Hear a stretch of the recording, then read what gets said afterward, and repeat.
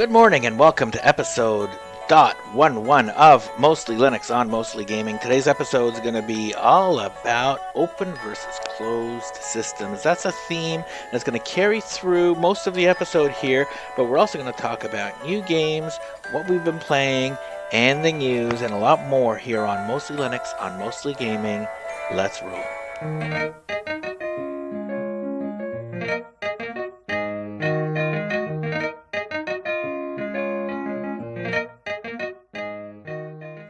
And we're back. Thanks for joining us here on episode .11. 11 has always been my favorite number.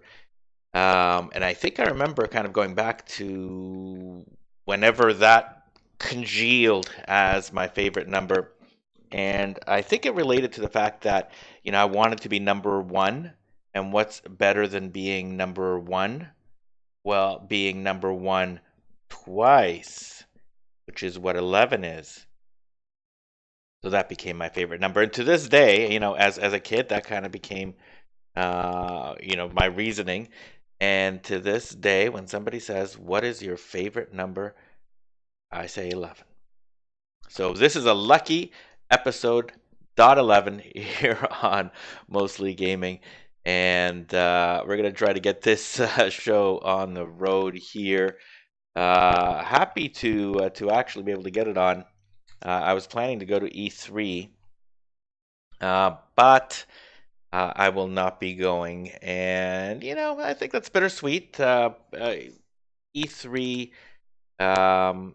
has its highs and its lows. It's certainly a spectacle. It's a spectacle of marketing muscle more than anything else, realistically. I have a big meeting coming up on Monday with some people that are actually coming here to Toronto from Los Angeles. And so I had to basically defer. Although there are some people that are flying out on Monday afternoon here, local time in Toronto, which with the time difference gets them out to LA, with time to spare for the show. E3 has never been, Linux focused, let's say. In fact, Linux doesn't even come up at all at E3. It's a mass market show focusing on the big things, right? On the consoles, on the Sonys, on the Microsofts. Though this year they are adding some esports components. ESL has an arena there, which should be interesting to see. And we've got all of the major publishers, none of whom publish anything on Linux presenting, but it is still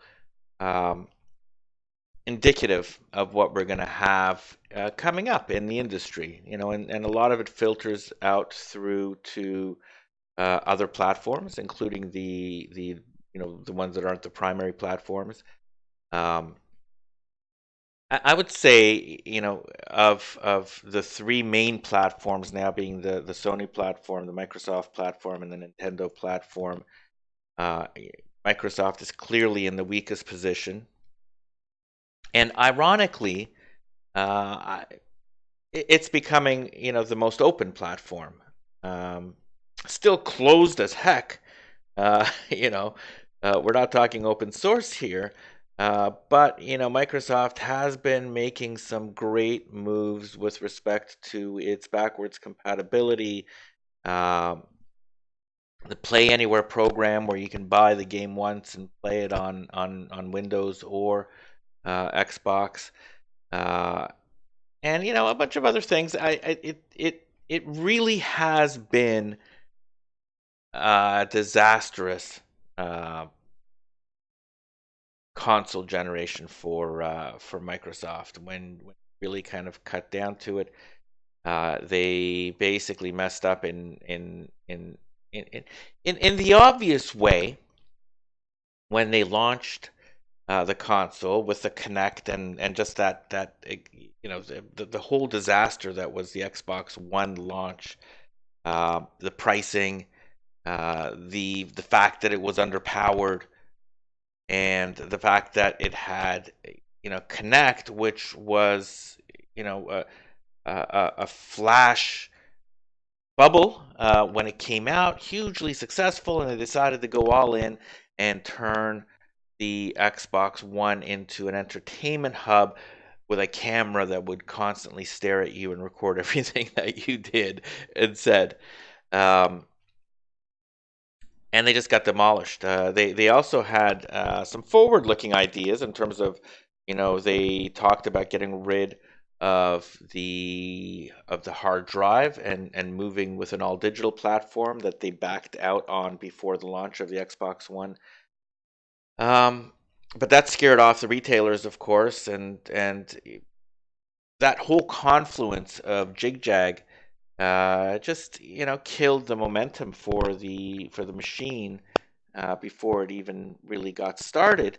And they made some good adjustments. They basically scrapped the whole thing, fired the team that came up with that, brought in new leadership that spoke the talk and walked the walk, and said and did all of the right things. But longer term, in terms of putting together this generation, they killed off their content. So, as a well, actually, right now the Xbox One S is $200. So as a $200 box, I can play AAA third-party games. It still is a very, very, very good deal. You won't be able to buy any PC for that price that can play those kinds of games. And but when you are competing in a closed system like the console space is, then of course people compare you against other closed uh, gardens or walled gardens, like Sony's box, which is filled with proprietary code that makes it so that your games cannot be played anywhere else, which is worse for gamers than the Xbox version. At least if I'm buying, um, Microsoft published content on the Xbox One, I have a couple of assurances. One is that I can play it on my PC under Windows 10 specifically. But that gives me some flexibility and some visibility in the fact that, if my machine breaks, I can still play it on any other machine that I built that runs Windows. Um, and that's important, I think. And Microsoft has also taken great strides to create the backwards compatibility. I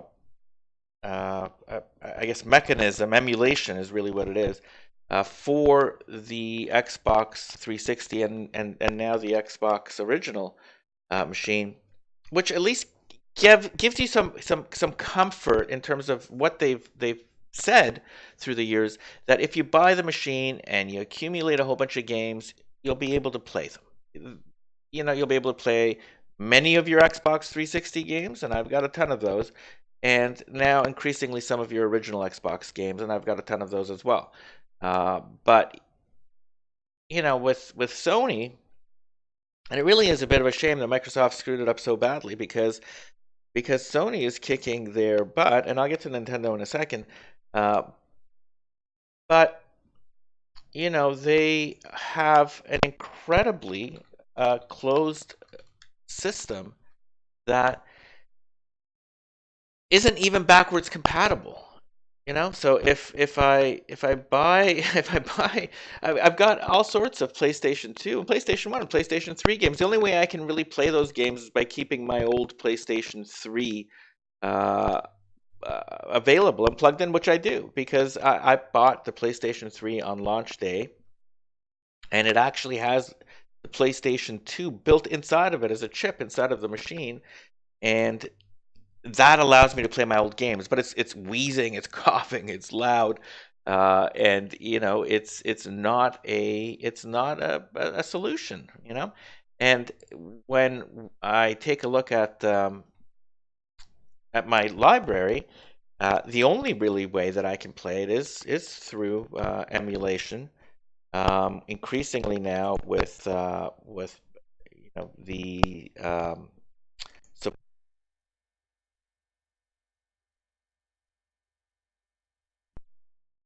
on Linux, well, on really PCs as well. Um, I'm increasingly starting to move my library over here because it is completely unfair that I have thousands of dollars in Sony uh, PlayStation games that I can't play without, basically trying to keep an old machine alive. Now, I can play them if I want to buy them again, uh, which I've already bought them. That's kind of a completely ridiculous cash grab. I can also play them if I want to stream them from Sony and pay an annual fee, which is also ridiculously expensive. But why do I have the games? Why do I need to pay extra to stream them from your servers when I've got the damn disc right here? Um, but you know what? Sony has done a great job of understanding the mass market. They've done a great job in supporting publishers that will only publish games on their platform. And they've done a very good job of paying up to prevent games from being launched on other platforms at the same time with the same content. So, Red Dead Redemption, for example, which is going to come out on the PC eventually, but is um, let's see if we can find it here. That is coming out for the Xbox and the PlayStation 4 first, and then they're going to be coming out on the PC and the other systems. What? Oh, this is Red Dead Redemption. This is not Redemption 2. In any case, this is a great game, actually, too. Um, the So what Sony did here is they just basically paid Rockstar, which is Take Two, some cash to get some content for their machine that is not going to be on any other machine. So basically, Walled Garden, buy our machine, play our games, which need to be sold on our machine, which gives us 30% of everything that is sold on it. And I don't begrudge them their business plan. I don't like that business plan though. And Nintendo is probably worse because their business model is to sell you the same game over and over and over and over again. They, in the last generation, they had, the equivalent of a Nintendo, kind of arcade store where you can basically buy old games for previous systems and play them on your Wii U. And they just got rid of that now. And instead of doing that, what they're going to do is they want you to buy them again or release them again in some redone form. Uh, and then sell them to you again, and it's working. I mean, that's the saddest part is that we need an update for my Steam. Let's do that over here on the side. The saddest thing is that the two most popular systems are the ones that are the most proprietary, and that kind of sucks. That kind of sucks if for consumers. Uh, that kind of sucks for, I guess, the long term health of the industry, in the sense that anytime I buy a game on the Nintendo Switch, I can be pretty sure of two things. One, it'll be kind of cool on my little handheld there. But two, I'll probably have to buy it again when, in a few years when the next system comes out. And I won't be able to play it anywhere else. So, hopefully again, emulation. The community has done a very good job with emulating Nintendo hardware. So maybe this will be something that will come together. But as we go into E3, I don't. I would say I'm enthusiastic about some of the new games and some of the new game concepts and some of the esports related activity around gaming.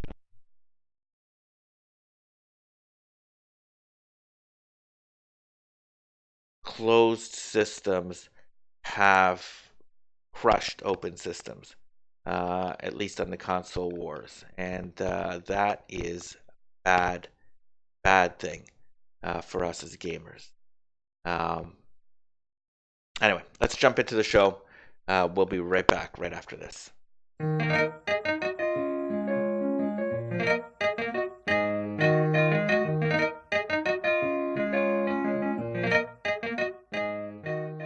And we're back. Thanks for sticking with us on episode .11 of Mostly Gaming.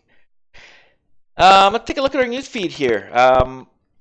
I guess, there's been kind of a lot of activity in the news feed. Late last week, just after we went to air, speculating that it wouldn't be such a bad thing if Microsoft buys GitHub, Microsoft went out and you know what they did? They bought GitHub. And then, of course, the internet lost its shit. Because, uh, Microsoft only has themselves to blame, okay? They have been just the biggest pricks forever when it comes to not only open source and Linux and developers, but also in terms of their acquisitions. I mean, they took Skype, and I don't know, nobody uses Skype anymore, but then they bought LinkedIn, and I've noticed LinkedIn becoming much more aggressive in terms of trying to get me to update my contacts and post content and look at this and look at that. Like it's become much more aggressive in terms of being in my face. They bought things like Laura, which is kind of an add-on for LinkedIn now in terms of educational stuff. But they haven't had great success with acquisitions. I mean, certainly nowhere near as bad as something like Electronic Arts, which has a policy of just destroying everything that they buy. But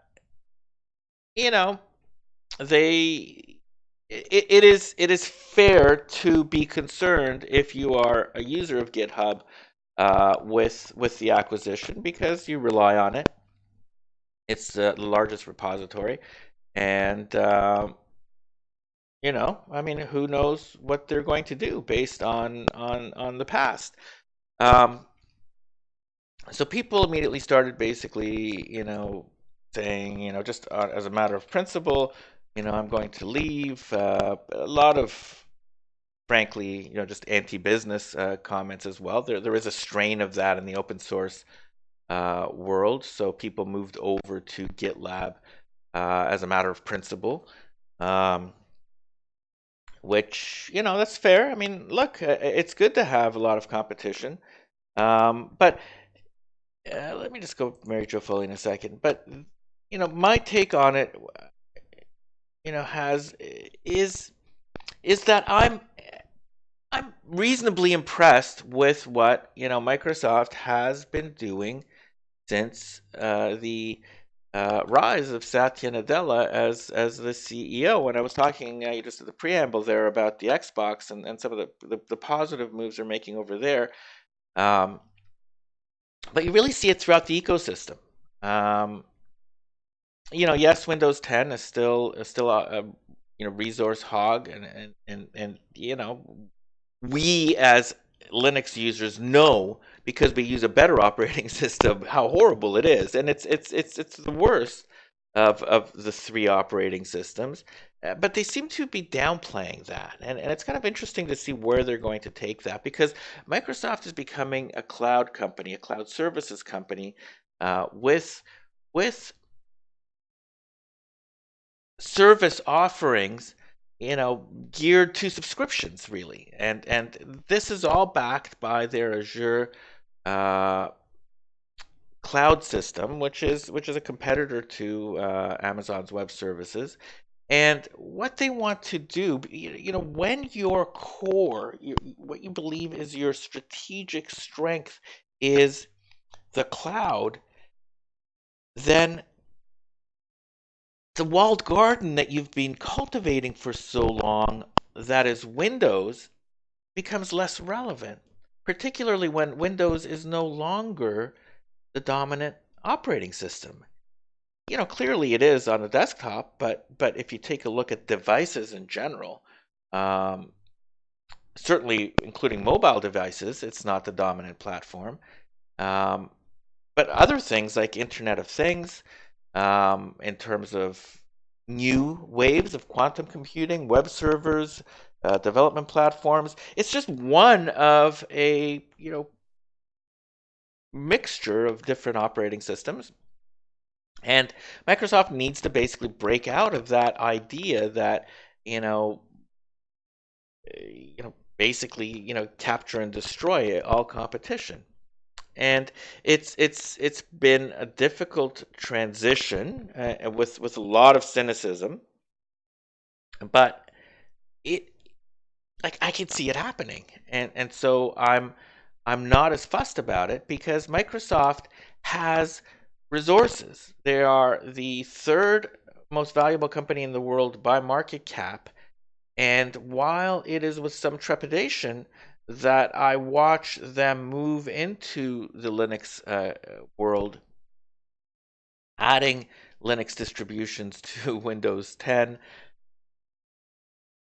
becoming a member of the board of the Linux Foundation and a platinum partner, acquiring GitHub, it it could be good. I mean, again, I have no doubt that if they become a malevolent force, that the community will just cut them out and move on.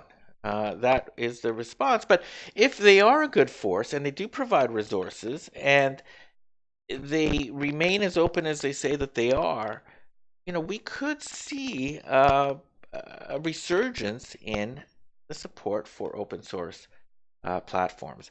Um, Now, Mary Jo Foley's the smartest journalist out there when it comes to covering Windows. I mean, there's nobody else that compares. Nobody comes even close to Mary Jo Foley. So I refer to her and follow her, because I want to know what's happening in the rest of the world. And I was listening to a podcast the other week, and she just mentioned that GitHub um, developed and Electron, and so maybe that might have had something to do with it.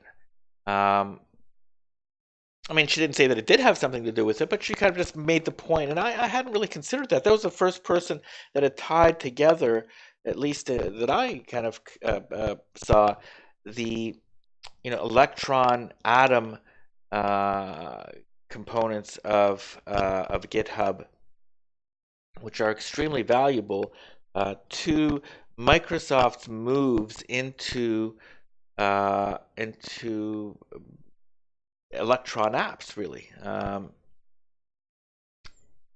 And I see that as a good thing as well. I mean, I know that Electron apps get, a lot of people prefer native apps and so forth. But look, we have a very small percentage of the market share over here at the Linux side of the world on the desktop. And if there is a move to Electron style apps, and it appears indisputably that there is, Google is moving in that direction as well, then Electron apps are by their nature extremely portable because they're browser based.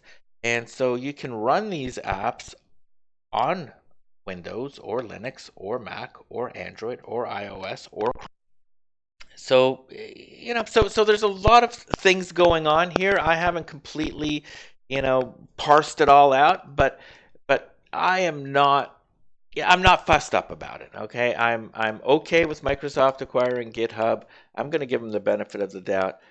Let's see what they do with it, and if they mess it up, they will be held accountable, of course. But beyond that, there was some other kind of, I think, even more interesting news is in that Steam is getting a revamp. And there are a couple of, unrelated articles here. And I'm going to talk about the whole Steam, allowing any app on it, as the topic of the week.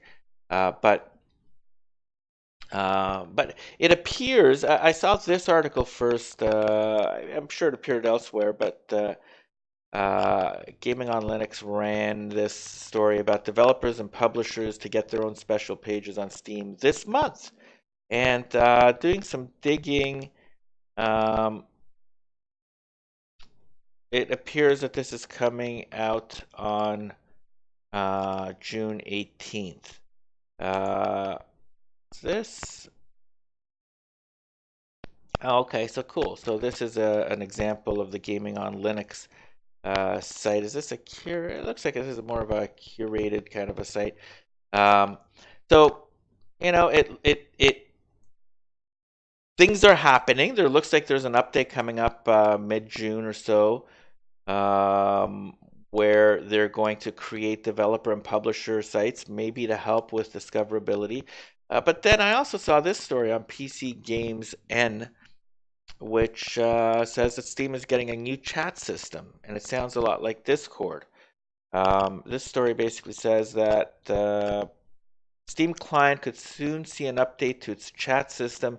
The series of assets were recovered, and new information about the new chat UI was leaked on Twitter and several forums last night. That tweet has since been deleted. The leak suggests you'll be able to create and save group chats, as well as making links that will automatically add Steam users into new chats. You'll be able to assign permanent nicknames to people on your friends list, meaning no more wondering who the hell someone is after they change their name and display picture, so forth and so on. They make the point here that the similarities between this and Discord are pretty broad, making them speculate that maybe they will be incorporating Discord into Steam. I frankly doubt that, but I would see that as a good thing. I'm not even really sure. I guess you could use Discord anyway. I don't need to have it incorporated into Steam for me to use Discord. Um, so it's possible that maybe they're just going to link them together so that you can add in your friends lists or what have you.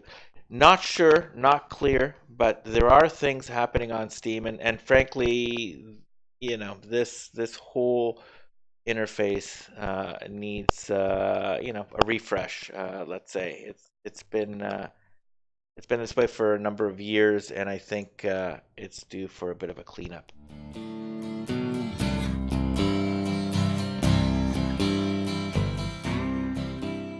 Ubisoft expects one last console generation before the cloud takes over. This is a story that came up in VG 24/7, and it came from Yves Guillemot, who, in an interview with Variety, basically said that he expects the next generation of hardware to be the last, and streaming games will become the norm, which is an interesting take.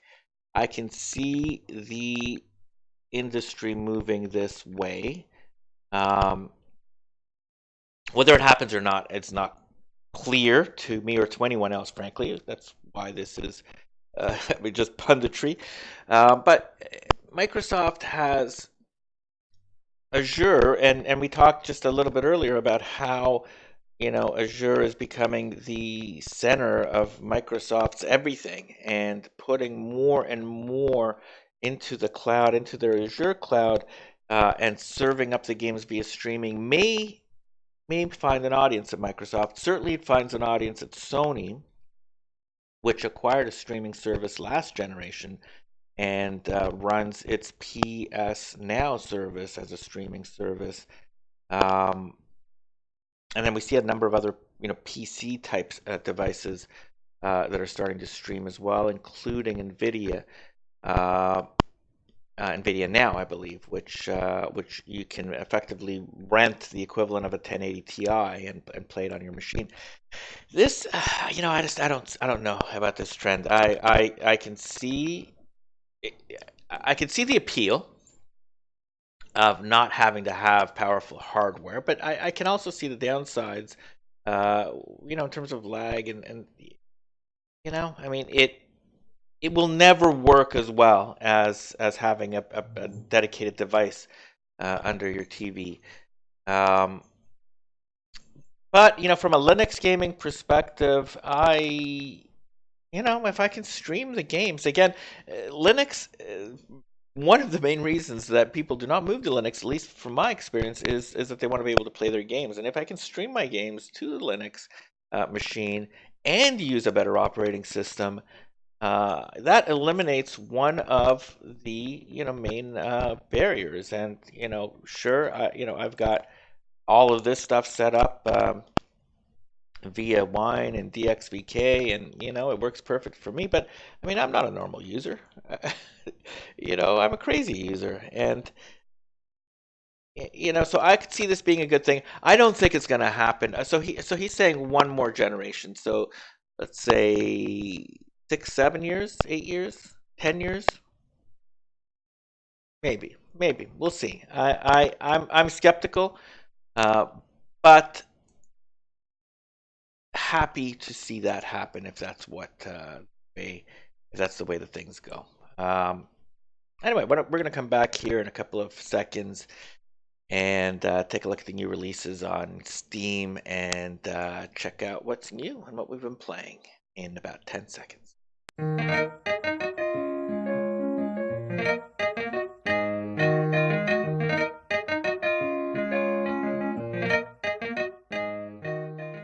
And we're back. Mostly Linux on Mostly Gaming. Ooh, let's take a look and see what is up with the game world this week. Let's start off with new releases. Now, one of the new releases, I don't actually see it here, is of course. I'm going to do that one first. There it is. Total War Saga: Thrones of Britannia is now available on Linux via Feral. And it looks gorgeous. It's a Total War game. The reaction to it is mixed. This came out, released May 3rd for Windows, and it just came out recently for Linux and Mac. There is cross-play between the Mac and Linux versions, but not between either one of those versions and Windows. Trailer. There it is.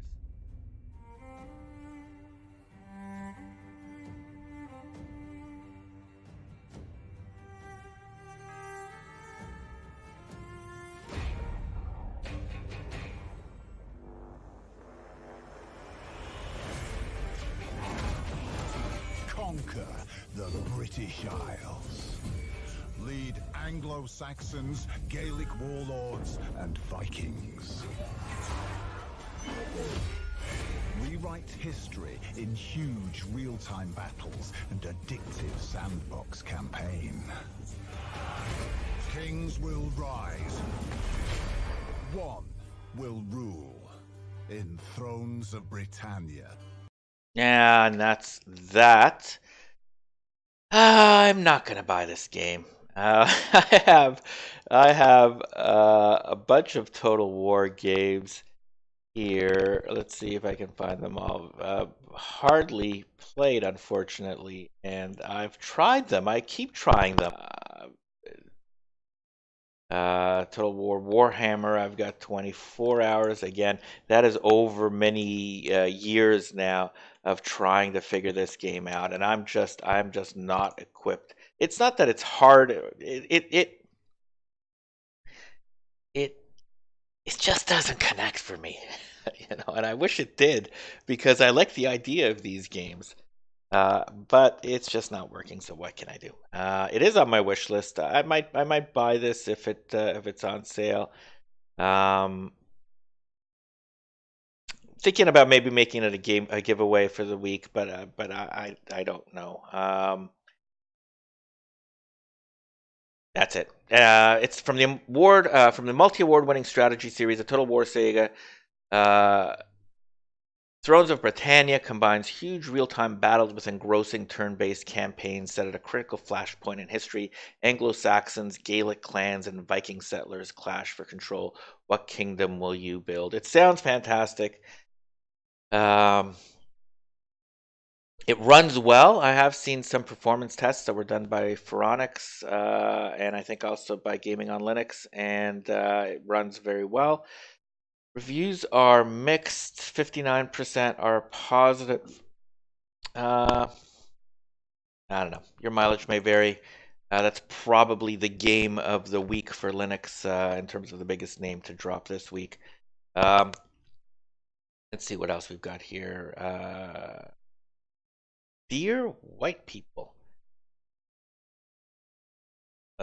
Geez, I wish I could figure out a way to get rid of um, movies or TV shows. Does anybody know?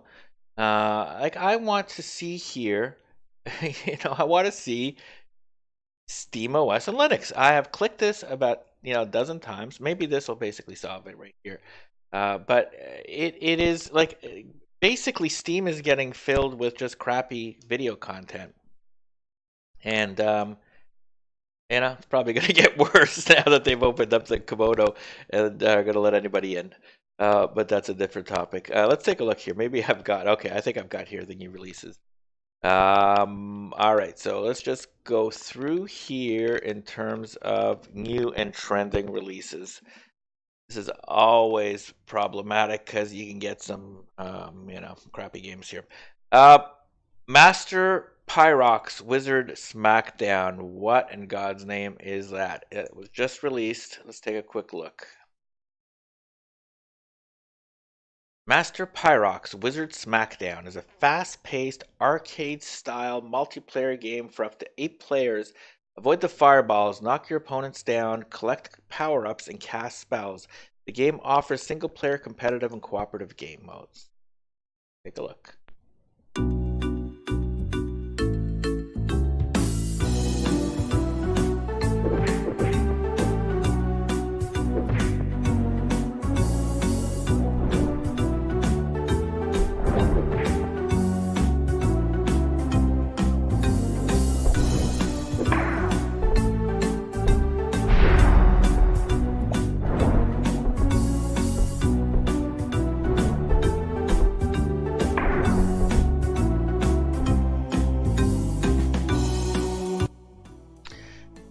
Okay, it's by Dennis Comtez, published by Dropped Monocle Games. This does not look like, it's going to be a bestseller, but it supports Windows and SteamOS.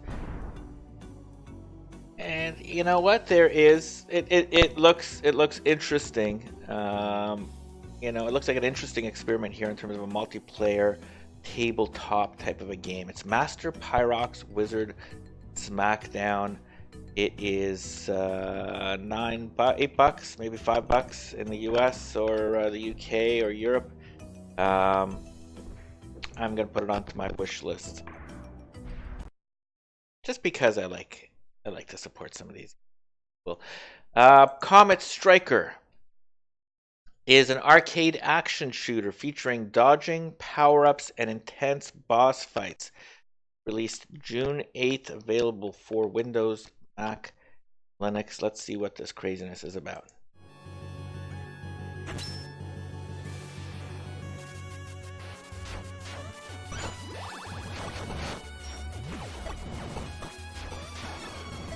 It's a platformer shooter. Pixely for sure.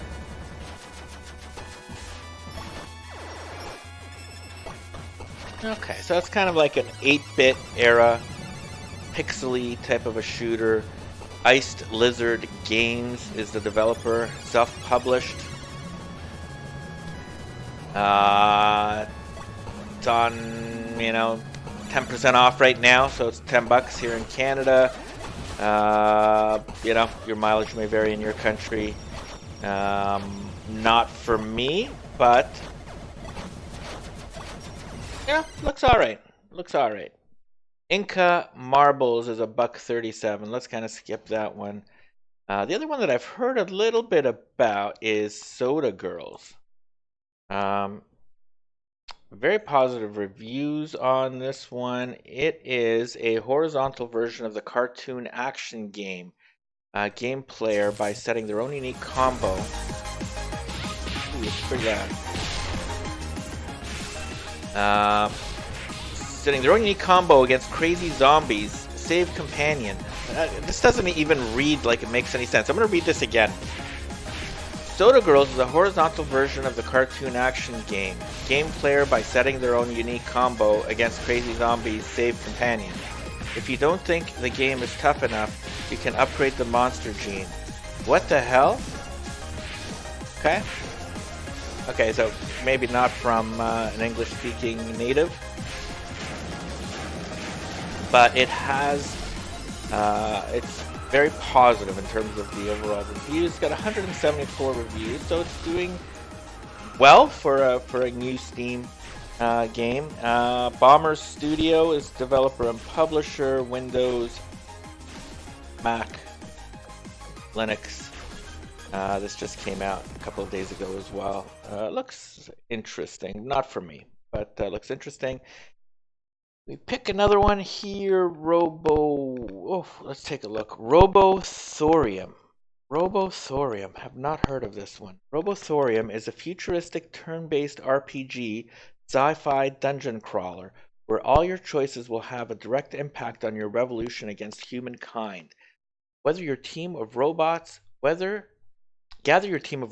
choose your allies, and lead your troops to the next robot. A video. I don't see a video of it. Oh, here we go. Let's take a look. 2052. Robotics have been endowed with a state-of-the-art artificial intelligence. It contributed greatly to the creation of a powerful and prosperous society. Exploited and oppressed, robots demonstrated for the recognition of their rights. But the reaction of the human race was predictable. You are Saya, an artificial intelligence programmed for a single purpose, offering a future to robots.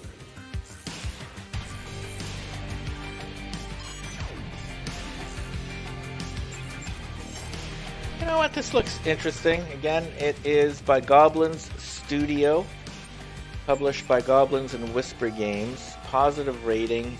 It's early access. Interesting. It's early access. With support across Windows, Mac, and Steam. $15 Canadian. I've added it to my wish list. Keep an eye on that one. Anything else here of interest? Let's take a look. Let's take a look and see what is in the discovery queue. Do a quick run through that, see if there's anything other than a crappy TV show movie. One thing I will kind of just mention here is that there's a bunch of free games this weekend. Tooth and Tail, which is a popular kind of strategy game, came out last year, and it's a lot of enthusiasm. It's mostly positive in terms of the reviews. Very positive for all of the reviews. It is 50% off and free for the weekend, so you can just click the play button there. It's only $10 Canadian, and give it a shot. I did try that, I think, last year, and I think it's just the time that it came out, it just didn't work for me to be able to get into it. Good Shepherd is 90% off because there is a big sale on a bunch of games here. Let's take a look and see what these are. It doesn't really make it clear. It's just Good Shepherd, and then there's a bunch of things here on sale.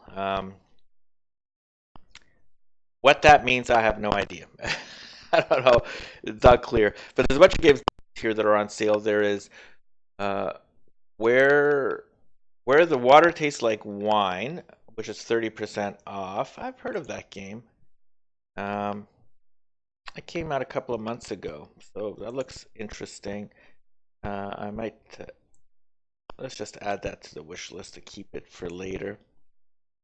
Where the Water Tastes Like Wine is a narrative adventure game about traveling, sharing stories, and surviving manifest destiny. Interesting. Machiavellian. Machiavellian. $22. That came out mid-May. Take a quick look at this. I don't think we covered it when it came out. Horror! Murder! Jacuzzis? Jacuzzi murder! Expect to find it all in Machiavellian, the game where you are the evil villain, where you hire and manage your own team of minions. You lure and trap victims to feed your workers, and you build an ever-expanding evil mansion of your own design. Okay, so this is inspired by Dungeon Keeper. Let's just turn this down. Inspired by Dungeon Keeper, Prison Architect, and all the horror movie cliches. Build your own manor, raise your monsters, set up your traps, and exterminate your victims. That is 30% off this week on this Good Shepherd sale. Popular sophomores. I wish I could figure out. I mean, okay, so when you rework your system, Valve, explain to us what this is when you have your sale. Okay, so the promising freshmen. So these might be, I'm guessing, these are people that are releasing their first game. And then popular sophomores, maybe this is like your second game. Of which there is a couple that have Linux versions. Oh, sir, the Insult Simulator is 60% off. It's only 87 cents. And, it looks like it's worth 87 cents. Zombie Night Terror has a new level editor and is 75% off at $3.49. And then there's Transport Fever, which is 40% off at $23, and Hard West is 80% off at $4.39. I've got that game. If you like XCOM or that type of strategy game, well worth picking up Hard West for less than just a few bucks here.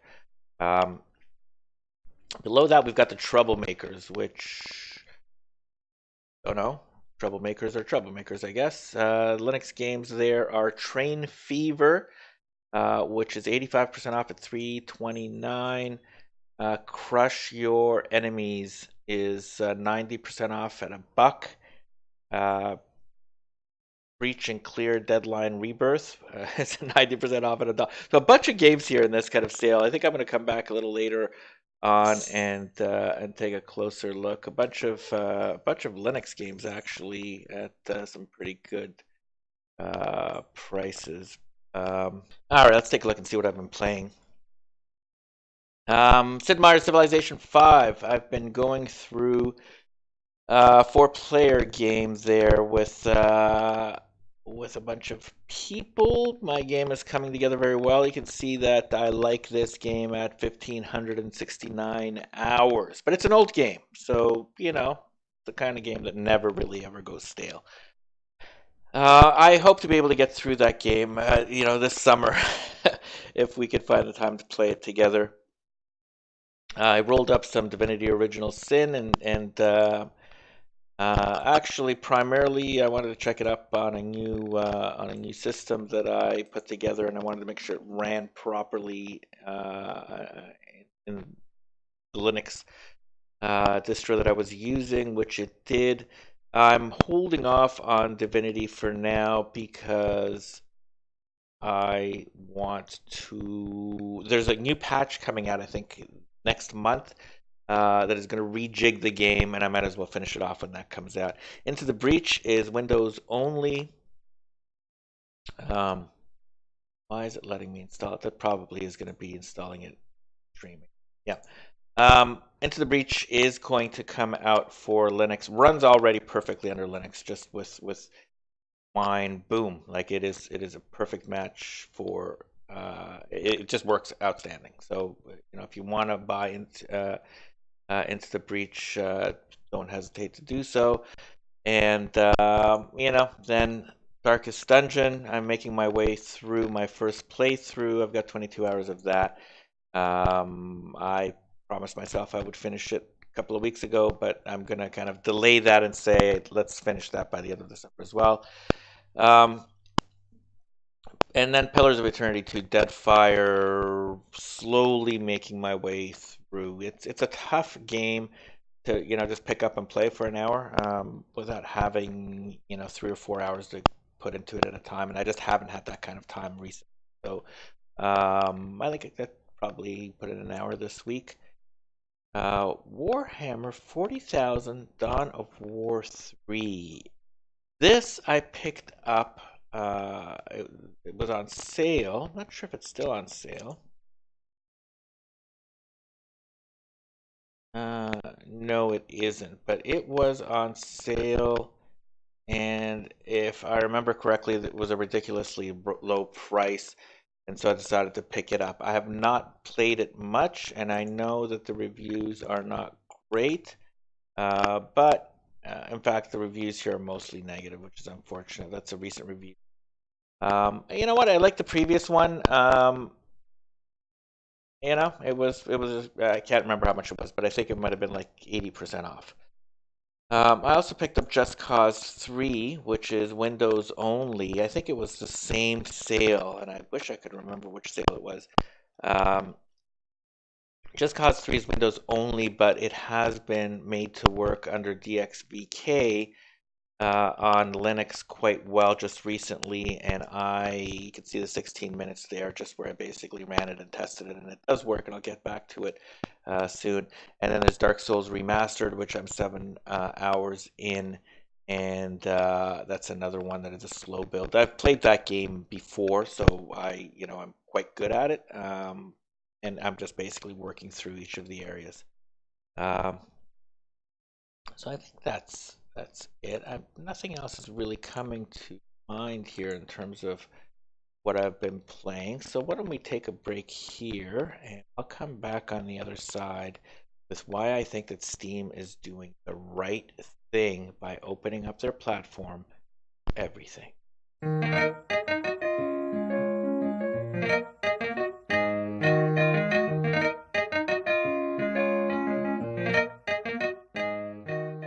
All right, the topic of the week this week has got to be this post by Valve.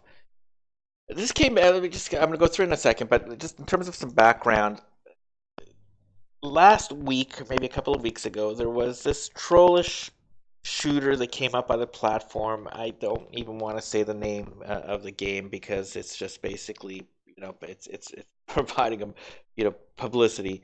But it basically was a simulator, a school shooting simulator, which is just despicable. And so this game came up on Steam. There was outrage, and this came around the same time when Valve was getting lobbied by certain groups to basically get rid of sexual content on the service, including many visual novels, which then all basically, jumped on the bandwagon and basically moved over to GOG or to itch.io. Because Valve was basically making statements that they would no longer be welcome on the platform. So there was, this is the outrage age, right? So there was outrage from people basically saying, "Oh no, you're getting rid of sexual content," but you've got people killing each other all the time. Then you've got the other guys on the other side that are basically saying, "Oh my God, school shooting simulator, that is so disgusting. How can you allow that?" And then you've got other people that basically say, "Hey, you're limiting this one because it's pro-abortion, or this one is a story that basically is telling people, to be religious, or any one of a number of other ideological religious views. There's just so many things out there that people could take offense to these days. that when deciding I'm going to get rid of kitty games, um, you're going to have people that are upset with that. I like kitty games, they might say, and why are you not allowing me to get them? So, so the brain trust at Valve, I think, looked at all of the controversy that they were creating with these moves that they made, and they put out this blog uh, that basically said, this is June 6th, who gets to be on the Steam store. And I'm just going to read a part of it. Recently, there's been a bunch of community discussion around what kind of games we're allowing into the Steam store.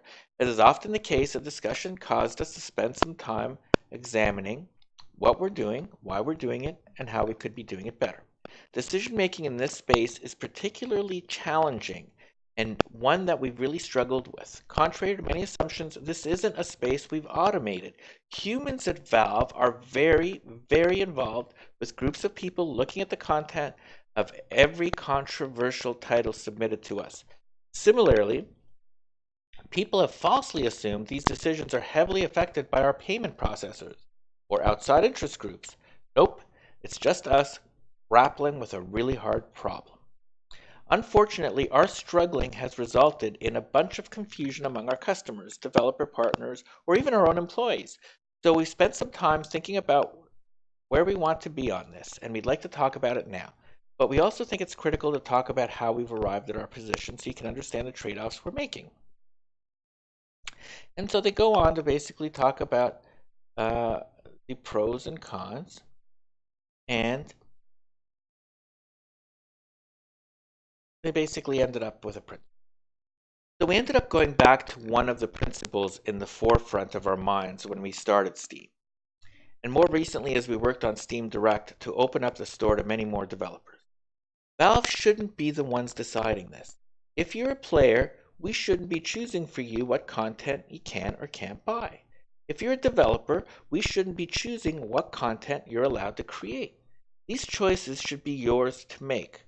Our role should be to provide systems and tools to support your efforts, make these choices for yourself, and to help you do it in a way that makes you feel comfortable.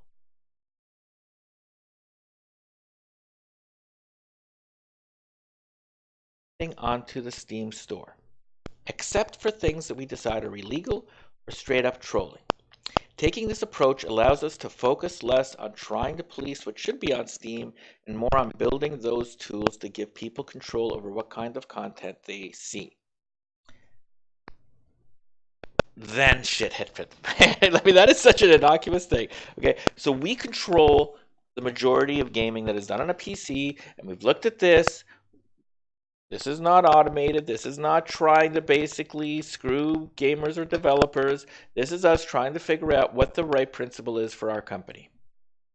And it is their company, and they have the right to decide anything they want. I would support their right to basically make this decision or to make a decision to only put Hindu propaganda, on it. So only games featuring Hindu propaganda. If you want to have a store like that, then go for it. I am completely open to that. I just won't go there unless maybe the game is really, really good. So it's a relatively innocuous position. Okay, we're going to allow as many things as possible on there. Now, there's a couple of reasons here beyond just the business reason in terms of the freedom and artistry issue. There is a fundamental legal issue as well that I think a lot of people are not understanding. And that is, with curation comes responsibility and perhaps liability. So if you take any one of the social networks, for example, Facebook, Twitter, Google, whatever the case might be, in terms of the search results for Google, there are laws in the United States and in other countries, I'm sure, that basically say that if you are Twitter, for example, you are not liable for the hateful, despicable, disgusting comments of that Nazi unless you curate your platform. In other words, if you are a newspaper and you decide what goes into your newspaper, then running a story that libels somebody creates liability for the newspaper publisher, because you are deciding what goes into your newspaper. But if you are like Twitter or Facebook and you claim to allow everything on, then you are not liable for somebody's libel or slander or hate speech. Again, that is very important. And the social networks in particular struggle with this because they need to deal with the fact that I cannot allow, certain hateful things on my platform as a matter of principle. But at the same time, if I curate them too actively, I may be opening myself to liability in the sense that it is a curated platform like a newspaper and not a social network that allows everything on it. So if you understand that difference, that is very, very important when you're basically looking at this, particularly when you are as large as Valve is and maybe deemed by some to be a monopoly, which I don't think it is, but you have to kind of take that into account if you're a lawyer that is looking at the situation for Valve. So curation creates responsibility and possibly liability. And of course, the social media networks are constantly attacked by people that are basically saying, you're censoring this or that or the other thing. And they may have ideological biases. I believe they do. But they know that they should not be curating too actively because then they are opening themselves up to liability. So Valve has that in mind as well. I'm not saying they do not mention that is driving that, but just be aware that if you are actively curating your store, then you're opening yourself to liability, and then everything that goes on required your explicit approval, and so therefore it's on you. And maybe that's what people want out there. Okay? Maybe that's what people want. It seems to me that's what a lot of people that oppose this do want. But that's not Steam. Okay? That is not Origin either. Origin is very, very curated. Okay? And it's not Battle.net because Battle.net only allows games from their own publishers, from their own Activision or Blizzard on it, right? And it's not. Is it GOG would probably be closer to this? I'd be interested to see what GOG's views are. GOG is not an American company though, so I'm not sure how that would apply there. And maybe it doesn't matter if they're operating over here. But you will open yourself up to potential liability if you are choosing and selecting what games are on there. Okay, now it's not like some line that you draw or you cross, and you basically now you're a closed platform and you're more like a console, or you're an open platform and you don't have liability. But somewhere between that line of, say, Electronic Arts in terms of Origin and Steam, there is a difference of the way that you basically look at it. Okay, and one is highly, highly curated, and the other one is open. And if Electronic Arts allowed a game filled with hate speech or comments that are libelous or slanderous or whatever, Electronic Arts would be sued. Valve would not, for that reason. Okay, so let's leave that out of the way. And so that is a big point that is not touched on, but is very salient to this whole thing. So how could if you don't like this, then go to another platform is basically the way that I'm kind of looking at it. I like this for a variety of reasons, but let's take a look and see who basically came at it. So one of the first ones that I saw come at it was Moonscript, who basically is the itch.io guy, right? So itch.io last week is a platform, and last week I selected that as the top alternative to Steam on Linux, and I still like it, but they have a different approach. So Leaf at itch.io basically came out and he said that a platform that allows everything unless it's illegal or straight up trolling is ridiculous. Please keep your malicious, derogatory, discriminatory, bullying, harassing, demeaning content off itch.io. Our ban buttons are ready. And then this caused a whole bunch of infighting between censorship and so forth. And then they came back a little while later and they said, it's sad that most of the people in that thread are worried about asset flips. What about the fact that Valve is effectively authorizing toxic people to exist on their platform? It's so out of touch. And then he kind of made his own statement. He says, hello, my name is Leaf. I've created itch.io over the past year and a half. Itch.io is the culmination of well over 1,000 hours of work, tens of thousands, blah, blah, blah, blah. I've put my very existence into creating itch.io. I've received a tremendous amount of support. Okay, so that's great. You've worked hard. It would pain me to see the platform I've created being used to distribute any sort of content that promotes intolerance or hate against others. The hours invested into itch.io by all those who participate should not boil down into a delivery mechanism for someone's inappropriate behavior. And you know what, Leaf? That's great. Go for it on your platform and curate it, okay? Now, what you decide may be hateful may not be something that somebody else believes is hateful, but that is your right, because you spent the thousands of hours to develop your platform and you get to choose what goes on it. But you know what? By choosing, if you are choosing, you create this responsibility for everything that is on there. And there are some racy things on itch.io, let me tell you. And that's one of the things that I like about it. But I don't think that basically saying that, allowing broad content onto Steam is an incitement to basically allow hate speech, or that even if you do allow the derogatory, toxic people to exist on their platform, that somehow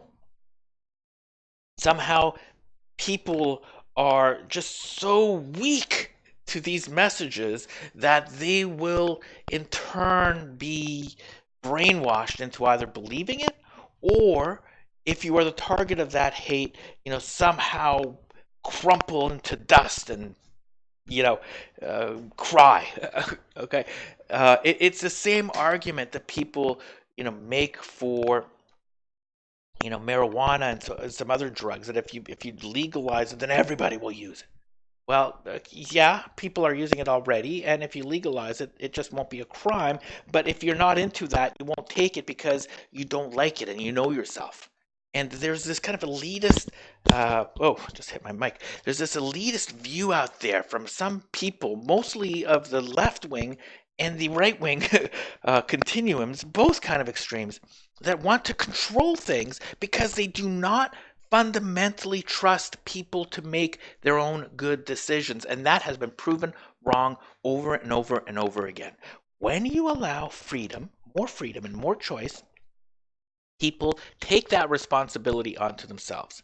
And we see that in terms of groups that set up in societies and that allow freedom of expression to counter hate speech and to out it and to shame those people, to use public pressure to say you are disgusting in that statement that you made on Twitter and you are now a pariah.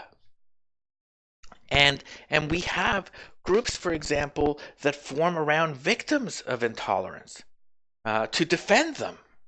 And the worst thing to do in the sense of a free society is to basically ban things, because the people that are banned then feel oppressed and hard done by, and they use that as evidence as to why the system is corrupt and broken. And because those disgusting arguments are not allowed to shine on in the light of day because they are banned, the people that are drawn to them do not hear contrary opinions. They are just hear the propaganda. So freedom of speech is a big topic, but to be clear, this is not a freedom of speech issue here, because all of these are private companies. This is not the government banning it. This is private companies deciding their own business practices. And itch.io has taken one approach, and Steam has taken another approach. And I prefer one over the other, and you may prefer the other one, and maybe GOG is going to have a different one. And that's what makes a market. But I think the right one is the Steam one, because I have confidence that more harm is done to the artistry of video games by having somebody pick and choose what is valid than it is just to leave them out there. And as I said, the tools will be made available for us to basically identify pieces of shit and get rid of them. And so, again, I don't have a concern that that these issues are really problems, because I don't think that people by and large are idiots. You know what? That may be debatable by some people, but I think if you believe that if fundamentally your belief is that people need to be led by you, then I can see that. If you believe that people can lead themselves, I think you kind of come to my side of the coin. But so that's what itch.io said, and the point about asset flips, I think, is an interesting point, because it really kind of speaks to some of the other arguments that kind of came into the fold. And one of the things that I kind of discovered as I was looking through it is that most of the developers, at least most of the developers that I could kind of see, were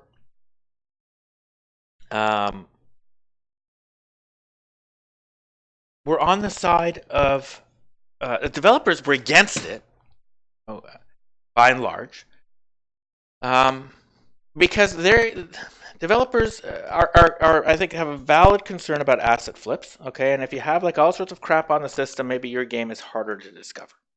And I am not concerned about that. There's also already all sorts of crap on the system. Okay, adding more by basically not overly censoring things is not going to create a big problem. Okay, and that's what marketing and advertising are about. That's what E3 is about. Now, if you're a smaller developer, I can see that you don't have the budget for that. But then you've got the streamers, and you've got the websites, and you've got ways to basically do this. Okay, so I'm not concerned about that whatsoever. But the developers, though, I mean, they're trying to run their business, and they can see this as being possibly negative for them. But it's positive for the gamers, because having more games available, even controversial ones, gives us more choice as gamers. So while I could look at the developer and say, yeah, that's going to make it a little harder for you, it's going to make it better for me, though. I'm the gamer. Remember, I'm the customer. So okay, I don't know whether the system is going to work as well for you, but certainly as a gamer, I'm in favor of it. And maybe as a developer, I would not be as much in favor of it, and maybe then I would look to go to a console or to the Switch or some other highly curated system where my game can stand out. And go and do that. That's what they're there for. There's all sorts of games that come across platforms and so forth, and the Nintendo Switch is basically killing it. Highly, highly curated. All of these indies are going in there and selling like hotcakes. So there's lots of opportunities for you as developers if you want an extremely highly curated system. Steam isn't it. And Steam works for gamers, and that's why it's so big. So then you take a look at the various websites out there. And I'm talking Eurogamer, Kotaku, Polygon, and a bunch of others. Games industry. Too many to mention. In fact, I did not see one that basically supported gamers. Nearly every single one of them came out in support of developers, which is in many ways disgusting. Okay? Because they exist because the readers go to their sites, but they actually exist because advertisers advertise on their site as well. So Are they serving their user base, which is the gamer, or are they serving? Well, I won't even say the developers advertise there. It's not the developers that are advertising there. It's not how advertising works anymore in terms of these technologies. Most of these sites don't even know who their advertisers are. It's all programmatic, right? So they have an audience that they've cultivated, and then there's these auctions that happen in the background, and the advertising basically pops on depending on who you are and the information they have about you in a database. So it's not the developers. They're not doing that for the developers, but the reason they are supporting them is because that's who they talk to all of the time. That is who they are spiritually involved with, is the developers. That is who they talk to. That is who their friends are. Okay, we as the gamers that go to their site make their existence possible, but all of their friends are developers.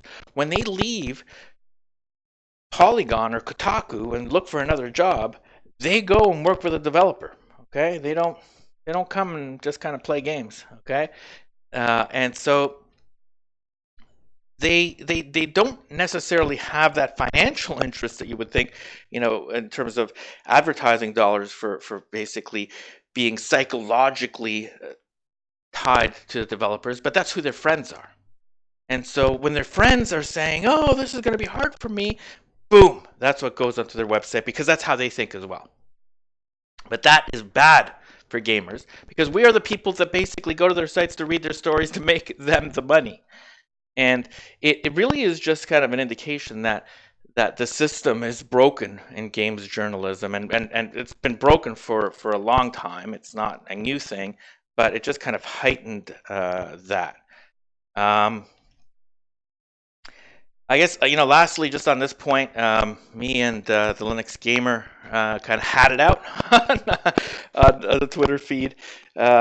He posted a YouTube video that basically called Steam out. I'm going to see if I can find it here. And I called him a whiny baby. I don't think he's a whiny baby. I think maybe I was a little kind of over the top there for it. But let's just kind of take a quick look. Whether it's activists fighting to get a title they deem controversial. Ooh, okay. Banned from the platform, or incompetent developers submitting unfinished junk and cluttering up the storefront. It's no secret that Valve has a content problem. A new post to the official Steam blog has shed light on Valve's thought process regarding content on the Steam store, and let's just say that, well, I'm disappointed. The challenge is that this problem is not simply about whether or not the Steam store should contain games with adult or violent content. Instead, it's about whether the store contains games with an entire range of controversial topics. Politics, sexuality, racism, gender, violence, identity, and so on. In addition, there are controversial topics that are particular to games, like what even constitutes a game, or what level of quality is appropriate. Alright, let's go near the end. Developers are moving to other platforms like the Nintendo Switch, and not even bothering with Valve's hands-off, anything-goes frat house of a storefront. And I don't blame them. Content discovery on Steam is a joke. They plan to build an algorithmic solution that shows you content that you're likely to want to see. But we all know how well that works, don't we? Don't we? Don't we? So yeah, to summarize, I think Valve really needs to step up and have a minimum threshold of quality before we experience the PC gaming bust of 2019. But I want to know what you think. Are Valve being lazy, or do you think they're the white knights of free speech? Anyway, so that's the Linux Gamer there with his shirts and his other stuff here that he's basically got. You can see he's got an article here that says Microsoft to buy GitHub. Here's how they'll destroy it. So I called him. Let me see if I can find the posts here. It kind of got a little out of control, but I think we kind of worked it out. So here's my post. It says, another whiny, virtue signaling, anti-Steam games rant, this time from the Linux Gamer. Here's an idea, move to Itch.io. I won't see you in GitLab either because I'm sticking with GitHub. Freedom isn't just for operating systems. And he basically came back and said, and then I said, we'll take on the psychology of those who don't think we can handle making our own decisions because we might choose incorrectly on episode .11 of Mostly Gaming, which we are doing right now. And then I said, these are the people that would have jailed Galileo and burned down the Library of Alexandria. So he came back and he said, watches the first minute of the video, write a tweet attacking video's creator, defend companies' nihilistic and exclusively profit-driven policies as if it were some kind of First Amendment issue, unwittingly confirm the entire thesis of the video. I don't understand that last part. But then I came back to him and I said, no, I watched the whole thing, but thanks for caring. The exclusively profit-driven policies of companies are what makes your ability to earn a living streaming ridiculously anti-business content possible. Because he attacked here the company's nihilistic and exclusively profit-driven policies, which it says right in the Steam blog that is not what they were doing, that they are delivering on a principle that they have of allowing freedom to reign and empowering their users to determine what is right for them. And so, I think we went back and forth. Believe it or not, I think we ended up just agreeing to disagree and posting some Proud Month memes, kind of proving our tolerance to each other. I don't know, what his sexual orientation is, nor do I care. But I think he there was a post that he made that maybe he kind of sees my post as being some kind of like alt-right kind of agenda, right? And we are not alt-right, for the record, okay? We are libertarian. We believe in freedom, and we believe that people can make their own decisions the vast majority of the times. And even at that, okay, this has nothing to do with libertarianism or socialism or whatever, okay? This has to do with a business policy that Steam has put together. And what he is basically saying is that he prefers the Switch version because it makes more money for developers. And again, I don't give a shit because I'm not a developer, all right? But the Switch system is so curated that you will likely never see the vast majority of amazing games that we have come to love because of the freedom that Steam provides. And I would hate for Steam to become like Switch or the PlayStation or the Xbox or Origin. There's tons of those. Okay, we have one that is free, and that is Steam, and I don't want to change it. Now, granted, I catching the end of his video there, he says that he just wants a little more curation, increase the quality, so we don't have a crash. And I don't see a crash happening as a result of this in any shape or form. Okay, I think a crash would happen if it becomes more like the Switch. We are in favor of freedom, and freedom is not just for operating systems. That's what I mentioned in the post, and I think I just want to go back and kind of touch on that. If freedom is not for operating systems means that the freedom to choose your operating system, your desktop environment, your privacy controls, the games that you play, the word processor that you use, the language that you want to speak in or create art in, or what you want to watch or drink or smoke is all part of freedom. And while corporations have the freedom to make their own decisions, I choose to support ones that allow me to empower myself. And this is something that I see as being a fundamental difference of opinion in terms of business models, of which there is on one side Steam, and on the other side, everyone else. And opposing Steam and saying we want less choice and we want everybody to be the same or along that continuum is frankly silly. And Linux Gamer, if I offended you in some of those posts, I apologize. All in good fun, and all part of the continuum of opinions that we have in the world and what makes living so wonderful. I'll be right back in 10 seconds.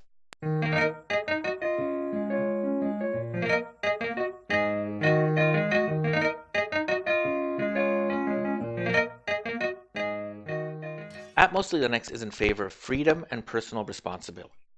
We aren't bothered by your personal decisions if you don't force your way into ours. We reject the use of force as a means of arbitration and support voluntary relationships of every kind.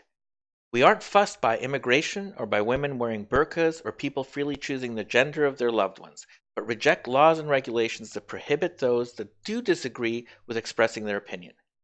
Hate fears the light, so we prefer to keep them lit. We support the free market system that has liberated those that practice it from hunger and ushered in an era of prosperity. We believe in the scientific method and see it as a means of exorcising ideology from objective reality. We reject the initiation and use of force in all relationships, whether between individuals, groups, or by a government against its people. We understand that people may make the wrong decision, but that it is not our duty to forcibly prevent them from doing so. If you disagree, that's fine. We can agree on that. If you want to unfollow us, that's fine. Frankly, it's your loss in our humble opinion. But know this, we will always support freedom and will fight ceaselessly for your right to say the ridiculous things you send our way. See you next week.